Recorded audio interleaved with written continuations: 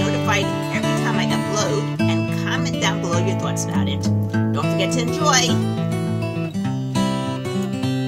So what were you going to say? Anyway, this week I've kind of had some ups and downs, and I started kind of a little in a, it's not fancy or anything, just informal kind of reading chart for myself each day, like you suggested with her. So I'm doing that, and it's making me a little bit more aware of when I wake up, where I'm at. So I did have one really good day. Wednesday, I had a really good day, and that was really helpful to me. I noticed a real change in my attitude. Good. And I've had a little bit more movement in this left arm. Not a lot, but a little bit. Show all the gratitude you can for that. Do you know how much patience this is taking? I mean, this is infinite patience this is taking. I understand that. I do understand. But at the same time, the more gratitude you show, the more you focus on those little changes, the more you'll have. Okay. And then the next thing I wanted to ask you was, as I'm here during the day, anytime I have any sensation in my body, I start to tap on it. Okay. So even if I can't give it a name necessarily, I just do the sensation. Sometimes I don't know what the emotion is. Doesn't matter. If it's a bad sensation, if it's a good sensation, keep it. If it's a bad sensation, then tap on it. Okay, yeah, it's usually uncomfortable, and then I want to get rid of it. But didn't you say if I keep doing that, eventually I'll clear off that tabletop and the legs will go? Yeah, I did. It takes some time, though. It's not like an overnight thing. Sure. So none of this stuff is. None of this stuff is. I mean, it took me a long time to get to where I am today. It's a good place, but it took me a long time. But the difference is that I also learned to enjoy the journey. To like changes that occurred. And that makes, you hear me? Yeah, I can hear you. Yeah, okay. That makes a very, very big difference in the way you look at the world. It's just kind of hard to accept this physical thing that, I was always a pretty active person, and I enjoyed my body moving. I was real kinesthetic. So, I mean, if you could take anything away from me that would be probably the hardest for me to deal with, that's what happened. I get that. I really do. But we don't control what happens to us. We can only control how we react. And how we react makes all the difference. Do you think that makes a difference in the physical healing aspect? Absolutely. Because when you're sitting there feeling angry and feeling depressed and feeling, the whole world's against me, how fast do you think you're going to heal? Well, so far, not very fast. So far, it's pretty slow. Okay, but number one, before we started working, what was your main feeling? Anger, I think. Yeah, anger. Okay, so we've been working maybe 5 weeks, 6 weeks in total now. Okay, once a week. And I'll say that even within those 6 weeks, you had one downfall during the time. And I told you downfalls will happen. Don't pay attention to them. Don't pay too much attention to them. Okay? Work on bringing yourself back up again. Because these things happen. That's life. I had an argument today with someone who said to me, I thought that with faster EFT, it's like you get rid of all your problems and that's it. You're good. And I'm like, you'll be dead when you get rid of all your problems. Faster EFT, or any of these techniques for that matter, give you the method of dealing with those problems in the best possible way so that you can just move on with your life. Get what you need to get from it, learn the lesson, and move on. That's what it gives you. When you stop being triggered, you're going to be dead. Everyone is triggered all the time. The question is just how you deal with it. Do you get angry? Do you run? Do you get depressed? Do you, throw everything up and give up? Or do you tap, learn the lesson, and move on? Well, lately I've been tapping and moving on because, I don't want to stay stuck in those places. They feel good. And you saw that when you started tapping, moving on, you got even just a tiny bit more movement in your left arm. That's an enormous step. Think about all those people who had strokes who never ever get anything back. You're on the way. Yeah, I hadn't thought of it. Now I hadn't associated the ongoing tapping with the change. Yeah. You're on the way. Whether you get it all back, partially back, whatever, you're on the way. Because you're putting yourself into a much better place, a much better state. Okay? That's really funny about what that person said about faster EFT. If it's called that, why isn't it faster? It is faster. Think about how Yeah. long you have to go to a psychologist. Think about how long you have to go to a psychiatrist. Well, and even regular tapping, EFT tapping, I mean, just the actual tapping part of it is quicker. It doesn't take as long. Takes shorter than the actual tapping of regular EFT. Yeah. Right, Yeah. right. Yes. Look, the bottom line is this: there are hundreds of different modalities out. Each modality resonates with somebody else, and that's fine because there's billions of people in the world. Yeah, I'm not worried. As long as everyone finds what works for them, I'm good. See what I'm saying? I'll have enough clients. Unfortunately, there's billions of people who need the help. I'll have enough clients no matter what. And if someone finds something that resonates with them better, go for it. But make the connection between what you are doing and what you see in your life. Because you are a co-creator of your life. Whether you know it or not, you are. The question is if you're doing it by default, if you are doing it by thinking it out and deciding what you want, what your intention is. One thing I'd like to do is, feel more happiness, and I don't know exactly how to tap for that. Okay, the happiness comes when you give tons of gratitude for the things that you have. Okay. Okay? And when you say give gratitude, do you mean just express gratitude verbally? I do it all. I write it down. Whenever something good happens to me, I look up and I say, thank you, God. My kids laugh at me. But I do that. Thank you, God, for doing this for me. Thank you, God. I mean, today, how do you say, I was going out of the supermarket and I put the things from my shopping cart into my car. And then as I'm pulling the shopping cart up, unfortunately, the shopping cart swerved a little bit to the side and kind of hit the side of the car. And the man happened to also be there. And I say, did I do any damage? And he rubs it off and he goes, no, it's okay. I'm like, thank you, God. Everything. Thank you, God. Thank you, God. Thank you, God. The more thank yous I give to God, better it is. Even when my car breaks down, it takes a moment to make that switch from oh no to thank you, God, for choosing me to be the one who's going to give this man the money that he needs to get. Someone else will give it to me. It's all energy flowing around. So do you partly think because you feel like it's all working for your highest good? Yeah. Yeah. Even though it might not be pleasant? At the moment, no, but there were so many times where I saw things. I'll give you a little example. Before I started my doctorate, I was going to go work in a laboratory that looked really interesting stuff. And the head of the laboratory really loved me because I did a class of his in laboratory class, and I got 100 on the test. And then I worked as a lab assistant for the class, and I was really good at that too. So he was happy to take me on. And first he gave me one topic, and I said, great, that looks like a really interesting topic. Then in the middle of a meeting with somebody else, he said, oh, well, she actually couldn't do that topic. She said it wasn't for her, so I'm giving her a different topic. And I'm like, excuse me? I never said that. I said I wanted that topic. I couldn't say that to him over there in front of the other person, but that's what was going on in my mind. Eventually, I ended up just deciding that I'm not going with that lab. But then I also heard that this person who was the head of the lab was a drunkard who started up with all his female students, tried to sleep with them. And I was like, thank you, God, for keeping me from all that. So while I was in there and I was really excited and then he started changing things on me, I was a bit upset.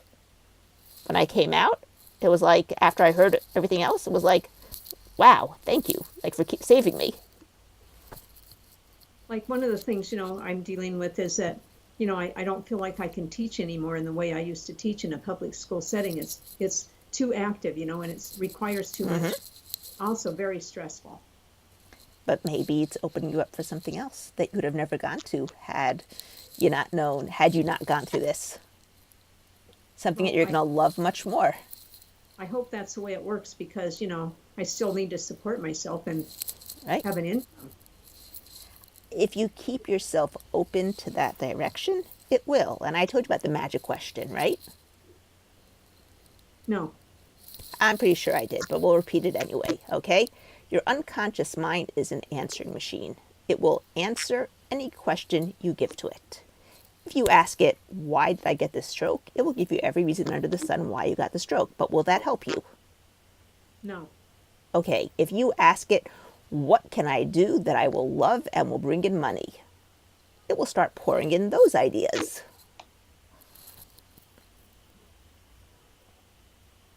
Or how can I use my talents to do something that I love and earn money? I'll give you a little example. Okay, this is really little. When I first started making videos, I put them up on YouTube, but I was really embarrassed. I didn't want anyone to actually see them. I was like as if I was doing my duty by putting them up on YouTube without having anyone see them. And I wouldn't put my name on it. And then people would ask me, oh, do you have any YouTube videos? And I'd say, yeah, I do. And they'd say, well, how can I find them? I'm like, oh, I'm not really sure how you find them. Like, I don't know. How do you find, and I would like, go fumbling over there trying to, because I didn't really want anyone to see these videos, right? But then I started making better videos and I still didn't put my name on it. And then one time I asked that magic question, how can I get more clients? And in the middle of the night, 2 a.m, I woke up with this little light bulb on my head which said, put your name on the videos. I was like, oh, what an idea. Novel. And at the moment, I got up and I went to YouTube and I started putting my name on all the videos. Okay? The answers come not necessarily at the moment you ask the question. Sometimes it does, but not always. With Thomas Edison, he used to do that. He used to run into a problem in his laboratory, didn't know what to do. He would go meditate, start asking that magic question, and he would get the answer by the end of the meditation. Okay? He must have been really good at the meditation. I'm maybe not that good. But as I'm going through my day, someone will call me up and ask me something. Someone will, give me an article to read. Someone will suggest a book that I read. And when I start putting all the coincidences together, I realize they're not coincidences. They're synchronicities, which are bringing me towards where I need to get to. Would you call that God that's operating? I mean, in the world according to Elana, yes.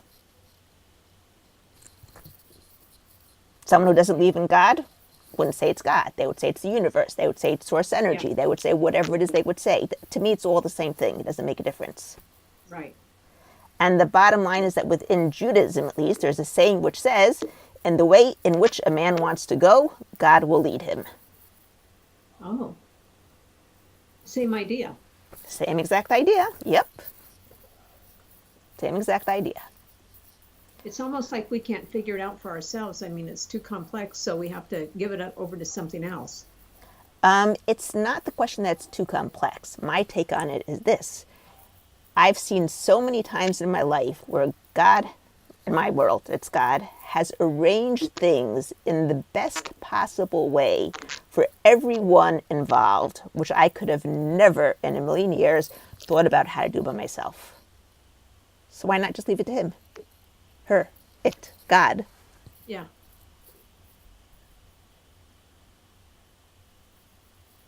So then, as I continue to tap and get rid of some of these things, at least temporarily, I mean, my life should just get better from that in itself, right? Well, you say it is. You're feeling happier in general. That's a very big switch. Feeling happy in life is amazing. Take it from a pro. I love feeling happy. No, I said I'd like to feel happier. No, but you said that you're feeling better. You feel like you have moments which are better in your life. You have slightly more movement in your left arm. You have Wednesday, which was a really good day. Focus on those days. You know what state control is? Yeah. Okay. I told you every state has its own physiology.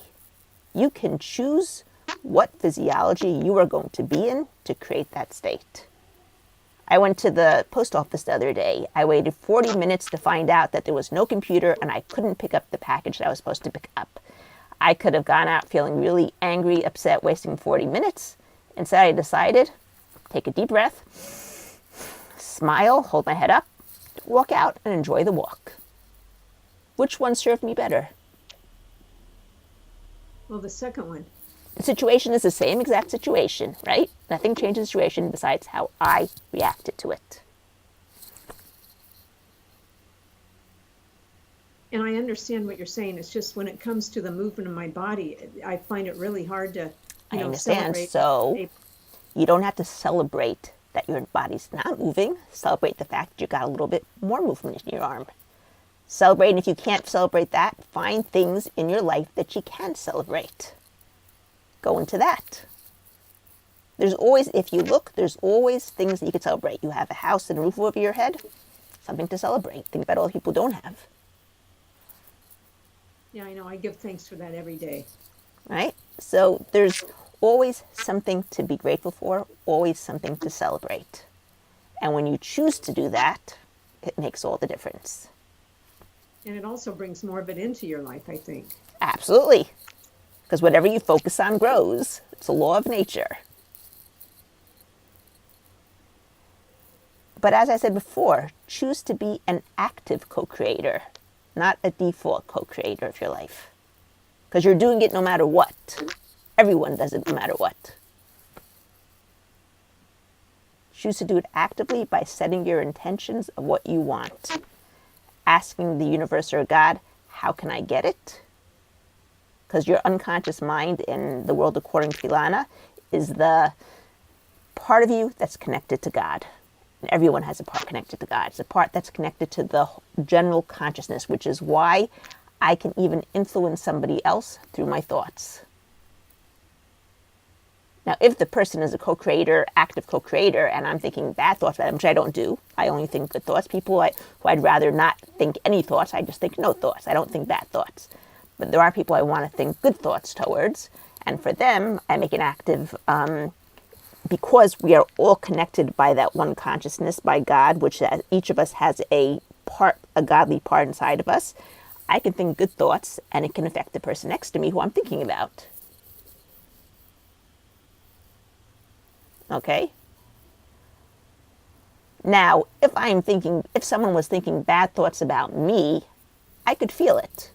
But if I choose that I'm putting up my shield, that's not going to affect me because I have my own inner happiness, that I'm not giving that person my power, it won't affect me anymore.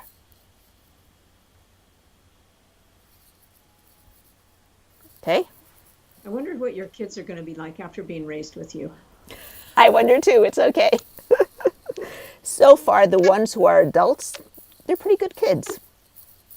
Pretty good kids. People who I would choose to be my friends. I mean, and that's not a criticism. I just think how wonderful for them that they have this opportunity to hear this kind of thinking. Oh, they don't listen to that stuff right now. They tell all their friends about me, and they offer my services to their friends, but for them, not me. No. Don't work on me. Now, my youngest, when he was younger, he did let me work on him a lot. My two youngest. But as soon as they hit the teenage years, no, it's okay. It's okay. I'm sure it still goes towards them. I'm sure it does. And one thing that I do all the time with them that really, really works well, the Ho'oponopono, those 4 statements, right? Whenever I get into a fight with them, I go to my room, I start tapping, I'm so sorry, please forgive me, thank you, I love you, I'm so sorry, please forgive me, thank you, I love you, I'm so sorry, please forgive me, thank you. Within half an hour, we've made up. Works. I've been incorporating that into my tapping too. It's good. It's good stuff. The person who created Ho'oponopono assumedly healed a whole ward of psychiatric patients. Yeah. Just through, yeah. Pretty interesting. It works. It works. It works. I'm not going to argue with it. But think about the words that you're saying. When you say, I'm so sorry, please forgive me, thank you, I love you. You're putting yourself out there, saying, I'm sorry for anything that I might have done to create the situation. Please forgive me. Who can refuse an offer like that? Right?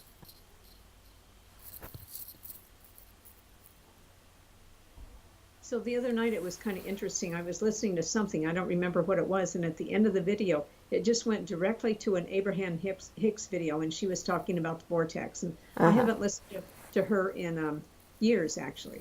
Mm-hmm. And it was interesting because you had mentioned Abraham Hicks a couple sessions ago. I like her. I like her. Mm-hmm. And so I finished listening to it, and then it was like, it was specifically about the vortex and putting things into the vortex that you want in your life. Right. All right. So I go back to, you told me that to prevent the wobble, to think of past memories. Like I keep going back to a time when I could walk and move my body normally and do all the things that I wanted to do, walk the pace I wanted to go and go wherever I wanted to go. So I just start to go to that place and tell myself that, I remember when, and then Right. try to visualize myself doing all those things. The And I feel other, like go ahead. wait, is that helping you? I think it is. Okay, good. The other thing you can do is look on the internet for stories of people who have been paralyzed and gotten back the use of their limbs. And then be grateful for them and say, if they can do it, there's no reason why at some point I can't do it. Now, that was one of the things with money. One of the books that I read, I can't remember, it was Dean Graziosi or Harv T. Eker, one of them, where they basically said, the people who are billionaires, it is not that they have any DNA that's that much better than everybody else's DNA. If they can do it, you can do it. If you apply yourself, see the things that they did, use the techniques, you can do it too. Kind of a Napoleon Hill approach. Yeah. Yeah. But I believe it's true. 100% true. The fact that I haven't yet necessarily realized it in my life doesn't matter. I know I'm doing better and better than I ever was doing before. Do you ever have like a bad day? Yeah, of course I do. Everyone does. But my bad days are much less than they used to be. And I know how to bring myself, I usually manage to bring myself out from those bad days pretty quickly. And I love, love, love Abraham Hicks' statement. Isn't it nice to know when it's time to go take a nap? When you sleep, everything stops. Your mind gets weeded out from all the things that are not necessary. Yeah, sometimes that's the only thing I look forward to is sleeping. That's okay. That's okay. Let your mind weed out all the things you don't need anymore.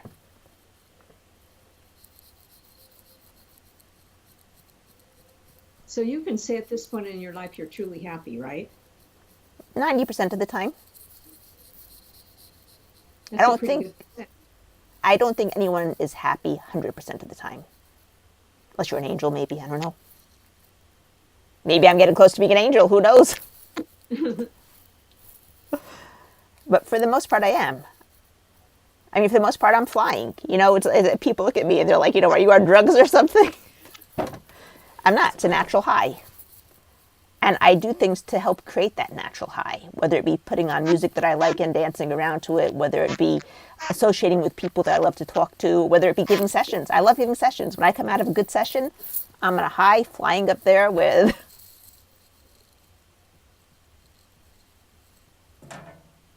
Even though sometimes probably some of the people you deal with aren't real, high energy or stuff, it doesn't really affect you. I work to bring them up to my energy. Usually it works. I know that it works when I end the session and they've got a big smile on their face. Or they just look at me and they say, could it really be that easy? So that's my, thermostat to tell whether I had a good session or not. I think I read the other day that a fourth of the population is considered depressed. And I thought, well, I mean, EFT, you'll never run out of clients if that's the case. I know. That's what I said. Billions of people, never going to run out of clients. I have no doubt about that. And it would be if I could, through my thoughts, make everyone happy, I would do it. I would do it. I like to see other people happy as well. Especially people who are close to me who I know, when they are unhappy, it literally hurts me to the core. Mm-hmm.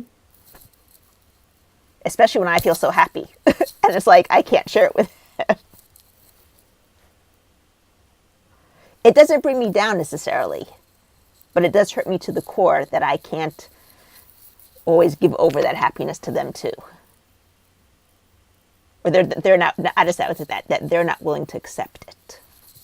It just seems like the pattern in culture, our culture, I don't know about yours, but our culture is that people are getting more disturbed and more depressed and, all these things. My personal humble opinion is that some people higher up there want to keep people in that place. Hmm.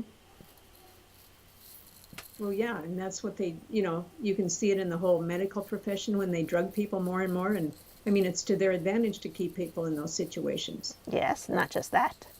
Look at the news. I don't watch news. I haven't watched news in years. I haven't read newspapers in years. I refuse to. People make fun of me. They can make fun of me. That's okay. My parents and my other family, they're like, "You didn't hear about that?" No, I didn't. I can't believe it. No, I didn't hear. I don't want to. I don't care. If it's really important, I'll find out about it. If it's not that important, it doesn't affect me. I feel really sorry for all the people who are suffering there, and there, but I'd rather hear the good stories of, the people who did something good, because I'm sure that if I went to a lot of these places, you would find the good as well. And I'd rather hear the good than the bad. I don't want to be put in a place of fear. So I'm curious about Robert Smith. Does he talk about religion? I mean, he's referred to religion a couple times in the little videos I've watched, or Jesus, or something. I know he's in tune with something like that. He does and he doesn't. He has his own views on things, and he does sort of believe in Jesus, and that's fine. He can. I don't. That's also fine. I don't go into the religious stuff. I don't think this has to do with religion. I think this has to do just with the way of life. So I stay away from the religious stuff. I don't want to ostracize anybody. I don't want to get anyone angry. I don't want to. I've worked with Muslims. I've worked with Christians. I've worked with Jews. I've worked with Hindus. And I would rather be open to working with anybody because I see people as people. I don't see people as a Catholic. I have one woman who I work with who, she happens to be Catholic. I know her because I know all her background and everything. But we grew up in such similar way. I look at her as a sister. We're that close. Because I look at people as people. I don't care if you're black, if you're red, if you're brown, if you're yellow, if you're green, if you're purple, if you're, doesn't make a difference to me.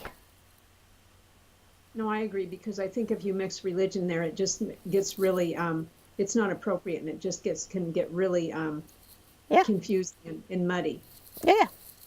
It doesn't have to do anything with religion. That's the point. It doesn't have to do anything with religion. But it has something to do with spirituality, I mean, on some level. I don't even think that. Look, it's for me, as I said, that inner part of me, that unconscious, is the godly part that's inside of me. The part that guides me to where I need to get to, what I need to do. That's about as far as I go in terms of spirituality with this. Do I say thank you, God, all day long? Yes, I say thank you, God, all day long, because God is who I believe in. That's me. So how have you learned to communicate with your subconscious or your unconscious like that, to get that communication link going? Okay, first of all, when you are talking to your unconscious, you should know that your unconscious is always that little, it can be one of two things, okay? It's either that little whim that you hear really quietly before you start hearing your conscious voice go, no, no, no, no, no, no, no, no, no, no. Okay? The conscious voice is like the 2-year-old, doesn't, always heard the loudest, but never knows anything, okay? Your unconscious is that little whim. The other thing that it can be, I don't know if you ever felt it, but before I went and I bought the Fastery of Tea course, I just felt something inside of me pushing me to do it. You have to do it. That's the unconscious. Okay? Okay. The more you listen to it, the louder it talks. The less you listen to it, softer it talks. It likes to be listened to. It likes you to be polite. Say thank you every time. Talk to it nicely. Say please. Talk to it like a friend, like you would talk to a friend. Okay, that makes sense. Thank you.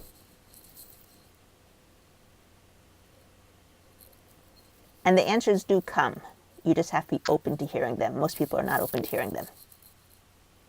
Most people are too busy listening to the news or reading the newspaper. And my father, I love him dearly. I don't think he does it that much anymore, but I remember when I was growing up, when I was younger, He would listen to the news every hour on the hour, and in between those hours, he'd be sitting there reading the newspapers. And for the longest time, he used to sit to me and tell me, oh, this is what's going to happen in America with the finances. You have to do something about your money. This is what's going to happen. But you don't care, right? I'm like, that's right, Daddy. I don't care. What's going to happen is going to happen.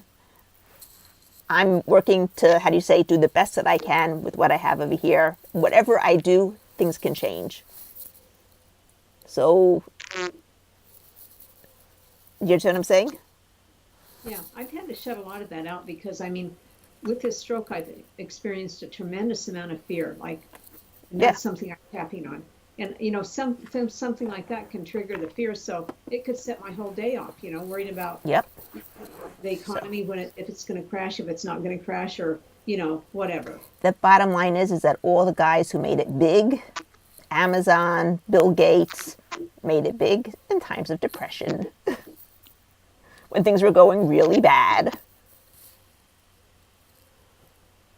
All right? So it's not a question, it's a question of your belief. All those people who lose everything in the depression, they might lose everything in the depression, but if you look at any of these billionaires, they lose, they gain it right back. On the other hand, you look at people who win the lottery, the statistics show that within 2 years, they go back to their original level. Why? Right. Because they haven't changed what's inside of them, what they believe inside. Yeah, I've read that before.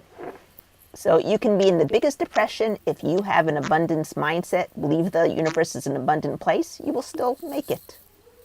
If you believe they're in scarcity, you won't make it. So in other words, we project what we're thinking out in the world. Absolutely. That's the filter that you're using. Change your filter, you'll change what you see. I used to laugh about that in the laboratory where I worked many, many years ago when I was doing my master's. We had these special UV glasses, and we got them in all different colors because we got them from some supplier, I remember. So we had ones that were like yellow, that were blue, that were purple, that were pink. So whenever I was depressed, I would go take the purple ones, put them on, and like go outside wearing the purple ones so I could see the whole, because I don't like pink so much. Purple I like much better. So I would go out to be able to see the world through purple. That's what you're doing. You're changing your filter. You know, maybe this is part of the filter, but I just feel like I have so many things to work through. I mean, I have all this anger, this fear, now these physical symptoms and the feelings of unworthiness and all these things. It just seems like it's so huge. Okay, where we're going to work on this. Don't forget, if you like this video, leave a like down below, subscribe to my channel, or subscribe to my newsletter. The address is right down below over there. Have a great week.